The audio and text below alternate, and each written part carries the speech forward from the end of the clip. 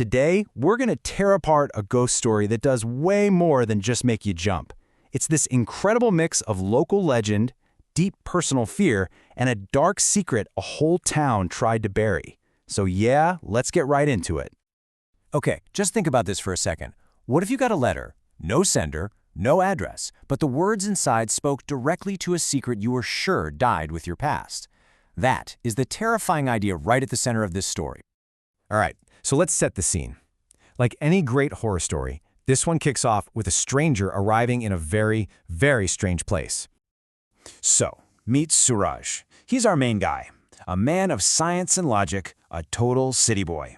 He's just been transferred to this tiny remote village called Ratanpur to be their new postman, and he arrives just as the cold, rainy season begins, which is when he finds out that this village has a very specific and very deadly legend about his new job.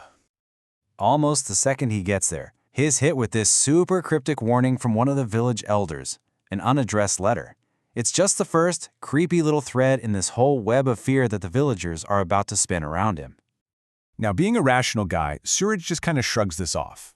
Silly village superstitions. But the problem is, the warnings don't stop. In fact, they only get more specific and a whole lot more terrifying.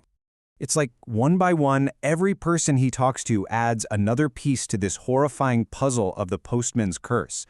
This isn't just one person's spooky story. It's this collective dread that has its hooks in the entire town. And then the post office cleaner, Kamalu, gives the ghost a name and a chilling description. It's not just any old spirit, it's a chalawa, and he describes it as having a human face but with these piercing red eyes, and he says it just arrives on the cold air and takes you.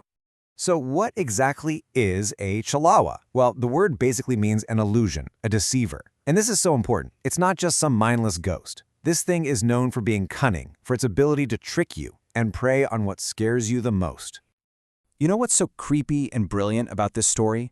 It gives the monster a clear set of rules, right? It makes it feel like this predator with a very specific way of hunting. It only shows up when it's cold and raining. It uses an unaddressed letter as bait, and the person who reads it, they're next. Oh, and its victims are always found with this horrifying smile plastered on their faces. Chilling. Okay, and this is the moment where everything flips. Suraj has heard all the stories, he's heard the warnings, but to him, it's all just folklore. That is, until the legend stops being about the village and becomes terrifyingly personal. I mean, he literally scoffs at it all. To him, these are just tall tales people tell each other. A ghost story is just a ghost story. Unsorted mail is just unsorted mail, nothing more. But then, picture this. He's alone in that dusty old post office, stacks of old mail everywhere, and his eye catches it. One single letter, sitting apart from the rest. No name, no address. And even though he was warned, his curiosity just gets the better of him. And the words he reads, they just stop him cold.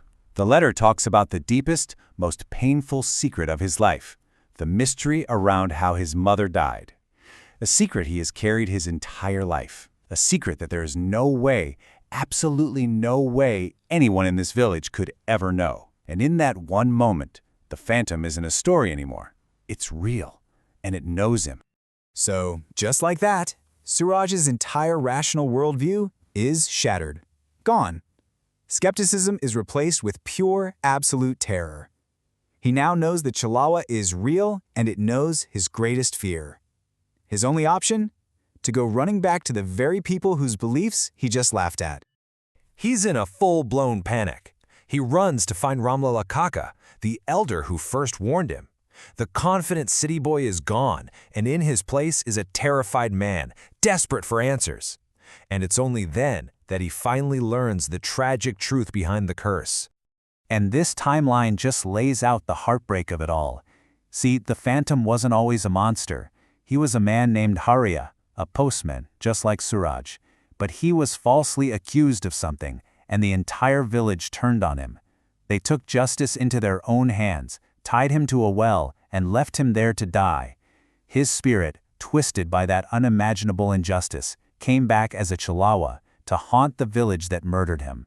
So Ramlal Kaka tells him there's only one way to survive this, and it's not some magic spell or an exorcism. Suraj has to go to the old people tree and wait for the ghost in the rain. He has to confront Hariya's spirit, not with a weapon, but with courage. And he has to offer him the one thing he was denied in life, justice. All right, so this brings us to the climax. And this isn't your typical horror movie showdown. This is a confrontation, not with a monster, but with a painful, buried history. So Suraj does it. He goes to the ancient tree, stands there in the pouring rain, and waits. And sure enough, the phantom appears. Suraj is terrified, but he holds his ground. And then, instead of attacking him, the ghost of Hariya begins to speak. And this is the whole point.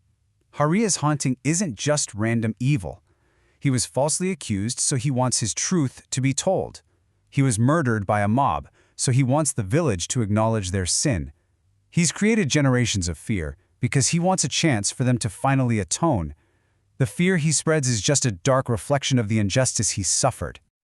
And Suraj gets it. He promises Hariya that he will be his voice. He'll tell his story, he'll make sure the village finally knows the truth of what they did all those years ago. And with that promise, Hariya's spirit seems to find a moment of peace. He fades away, leaving the village with one last chance to make things right. And that's where the story leaves us. The immediate danger is over, but the ghost of the past is still there, isn't it? And it raises this incredibly powerful question about collective guilt. The phantom postman might be gone for now, but the story makes you wonder if he'll be back, the moment the village decides to forget again. I'll just leave you to think on that.